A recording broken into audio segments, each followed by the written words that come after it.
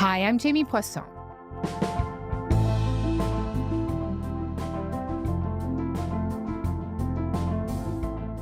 So for the last few years now, really, we've been talking about the possibility of a recession. As the Bank of Canada moved at this unprecedented pace, hiking interest rates to get inflation down, there was a lot of hand-wringing. When you move that fast, is something going to break? Well, here we are in the summer of 2024, and while we may not technically be in a recession, for a lot of people, it sure feels like one. Unemployment is high. People are spending less and struggling to pay their debts. Everything remains fantastically expensive. There's a lot going on here that looks and swims and quacks just like a recession. BMO chief economist Doug Porter is back on the show today to talk about what's happening in the economy right now and where it could go in the future. In other words, are things going to get better or could they actually get worse?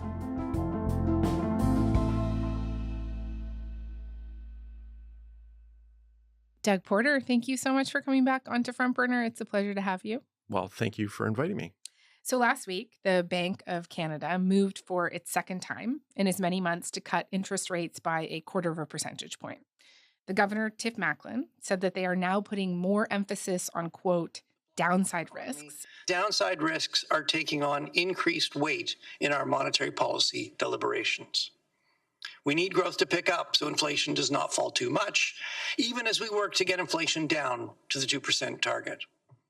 And I saw an interview he did with the National Post last week where he said the, quote, balance of worries is shifting.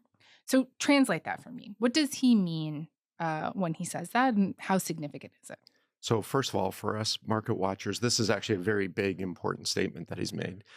For most of the past 3 years, the biggest concern for the Bank of Canada has been that inflation has been too high for comfort, and that if anything, the growth was too strong, the economy was operating well above what they call potential. Now, as he says, the balance has shifted. They're actually concerned about growth being too weak, and believe it or not, inflation at some point falling too low for comfort. Now, I would say don't tell that to anyone in a grocery store or, lining up to, to pay for something these days. But yes, the bank actually is concerned that inflation might not just drop to 2%. It could actually go below that and then stay there for a while. Right. So, and why would that be bad for people who might hear that and think that would be great? Yeah, and it's a reasonable question. Like, why would we care if inflation was a little bit below average for a while? And for a while, it would not be a bad thing.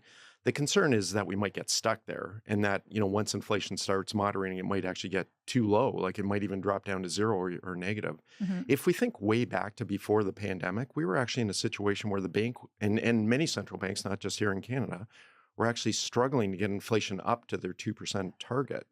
Inflation was just too low for comfort.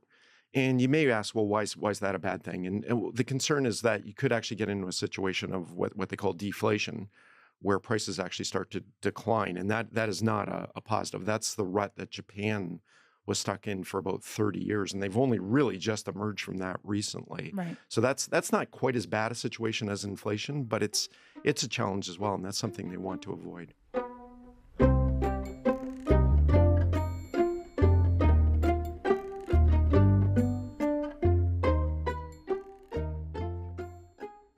I want to spend some time with you today looking at or going through some of the data that the Bank of Canada is obviously looking at and some of the data that is giving them that pause or shifting their worries, right? And I think probably the most important one, if you agree, is unemployment, right? The unemployment rate rose to 6.4% in June, the highest it's been in nearly 7 years, aside from that, of course, initial pandemic spike.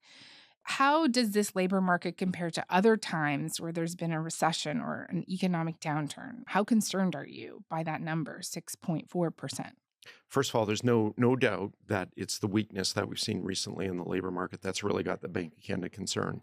That's been the biggest change, and I suspect that they've been a bit surprised at how quickly the unemployment rate has risen. So just to put it in context, it was 5.4 a year ago. It's risen by a percentage point a year.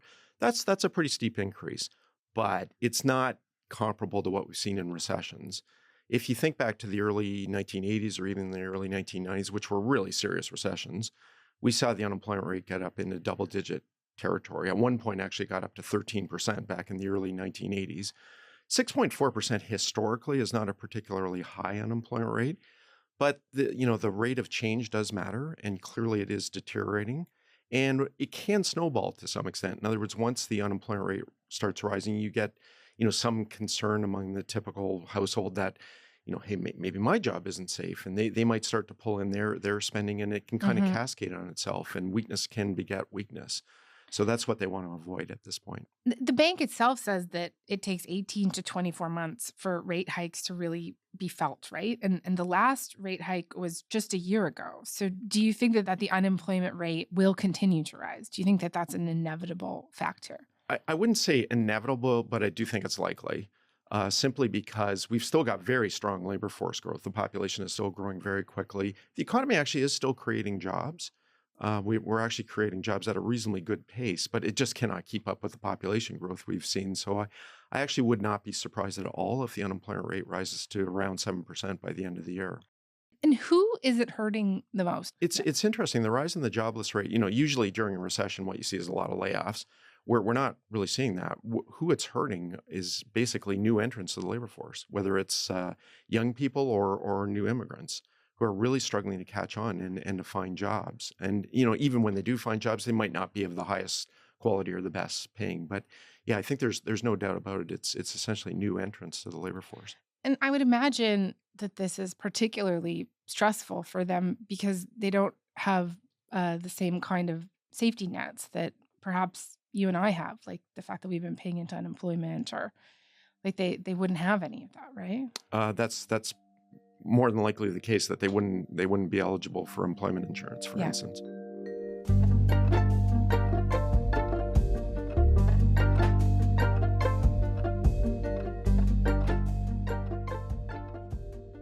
We know that Canadians are spending less. In May and June, people spent less on cars. Fewer Canadians have renovated their homes.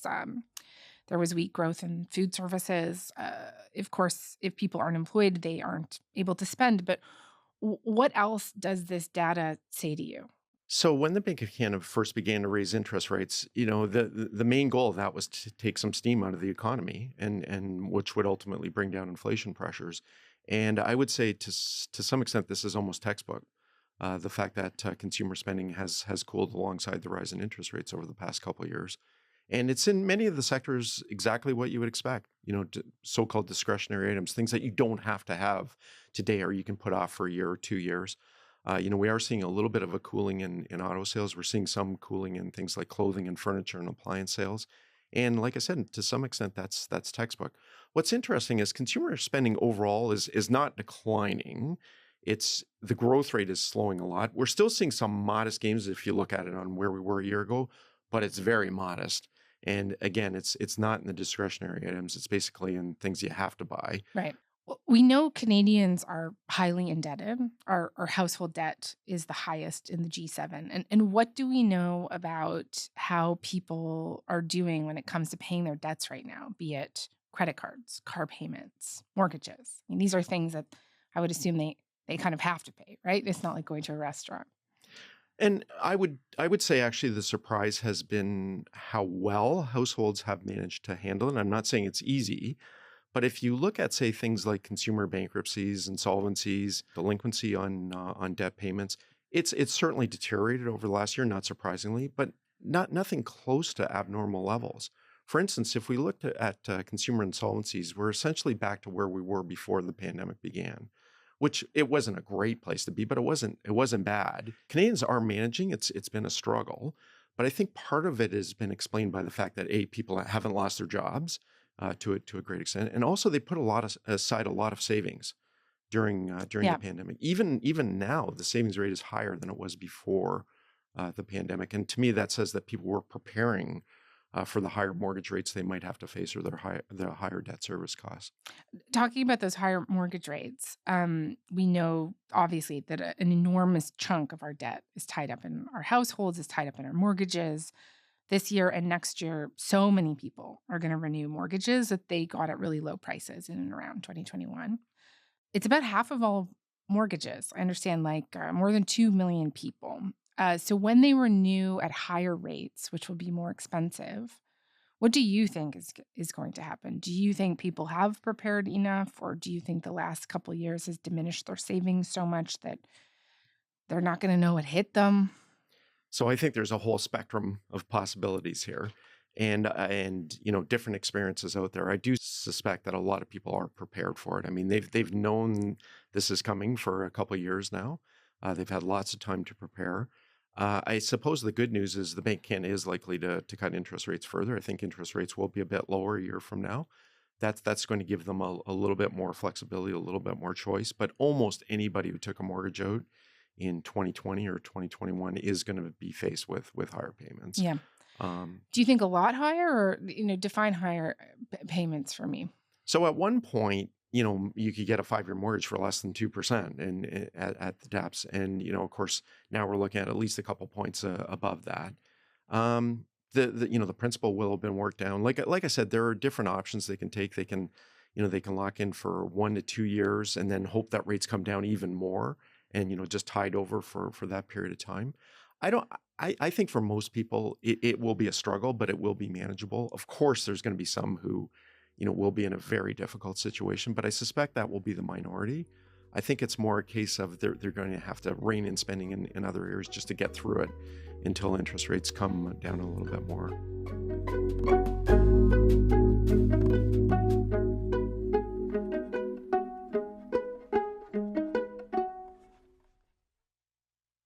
You do hear people talking about this, wave of mortgage renewals happening and how it's going to crash the housing market and people are going to be forced to sell their homes.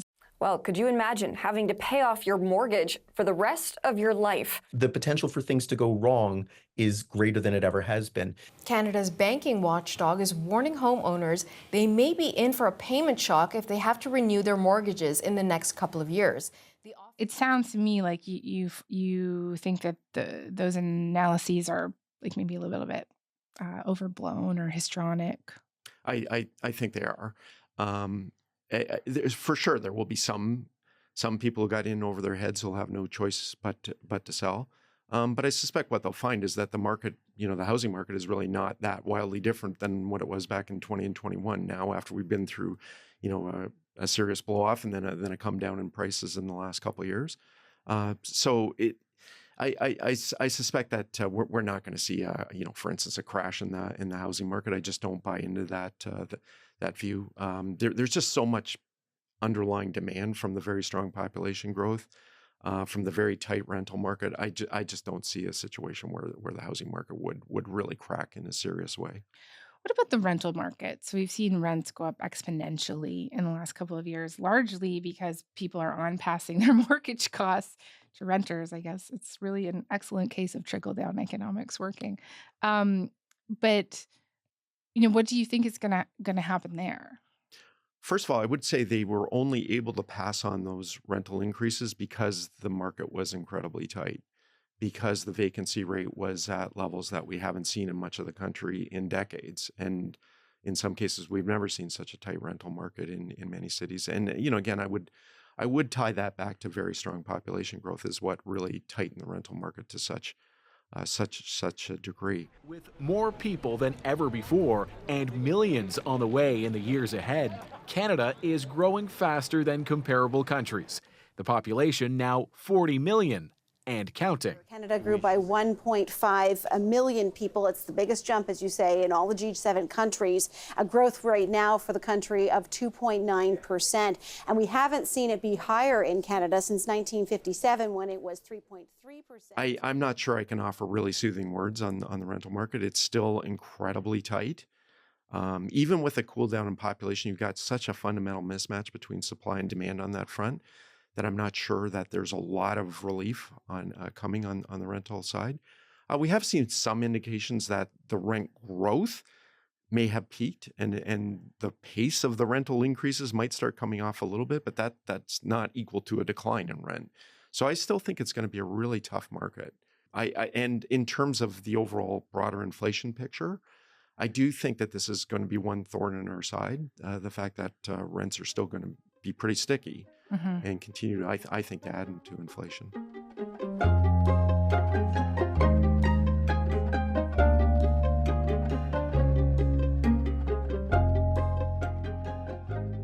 listening to you today, it's clear you don't think that we are in a recession. Obviously, that is your position.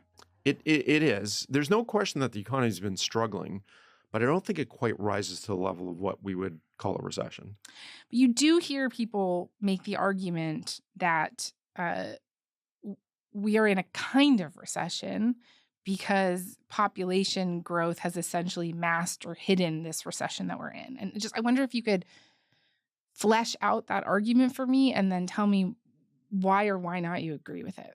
Yeah, some folks have made the case that we're almost in a stealth recession if you look at it on a GDP or income per capita, or even consumer spending per person is actually declining and declined pretty heavily in the last year or two. And really the only other periods in history when we've seen GDP per person drop as much as it has in the last year has been in full-on recessions. I guess the reason why I would push back a little bit against that is recession is defined as a broad-based decline in the economy that goes on for a long period of time. And by most measures, things are not declining. As I said, we're still adding jobs. Consumer spending, even though it's weak, has managed to see some increases. We're not seeing broad-based layoffs, for instance. So a lot of the sort of check marks that would suggest that we're in a recession are just not there. Having said that, there's no question that an outright decline, a serious outright decline in per person GDP is not something to be ignored. But I guess so if we put it in relatively simple terms, if we think of income per person, so let's use an example where you and I both make $100 a day, for instance, just to pick a number. And so the average income between us is $100 each. And then we get a third person who then enters the economy, who's maybe not as skilled, doesn't have as much experience, and they can only make $70 a day. Well, the per person income between the three of us has now dropped to $90 per person. That doesn't make you or I worse off. It doesn't mean that the economy is necessarily weaker. And that's, basically what's happened on a much larger scale. We've increased the population very rapidly over the last few years, and many of these folks, they're having to take relatively low wage or low skilled jobs. And it actually has mathematically brought down the per person income or the per person GDP to some extent. But that doesn't make the rest of us per se worse off. Right. Though people feel worse off. And I just wonder if you could speak to that. How much of it do you think is really founded? Oh, it is real. There's no question that the economy, even when you strip out what I just talked about, there's no question that it is struggling to grow. And as I said, it's tougher to find a job now. There's no doubt about it.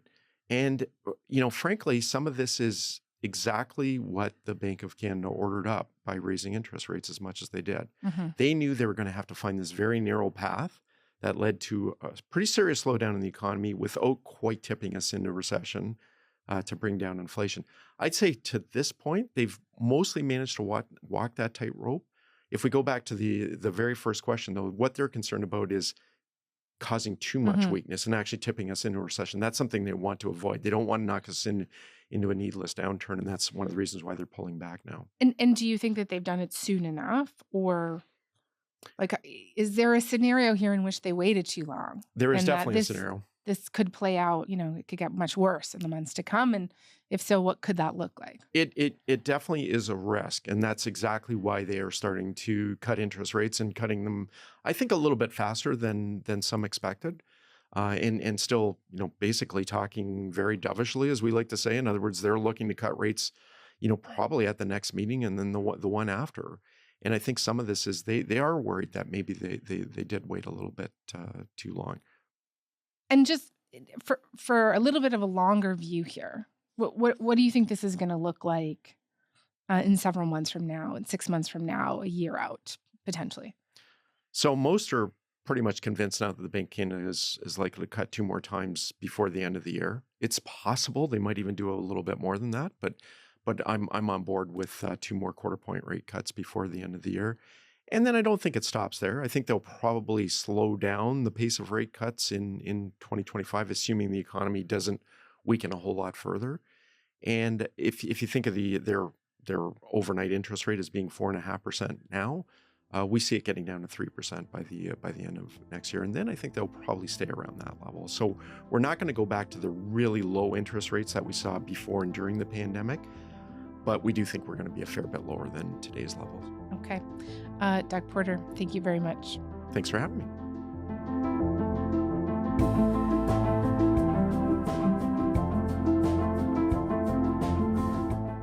All right, that is all for today. I'm Jamie Poisson. Thanks so much for listening, and we'll talk to you tomorrow.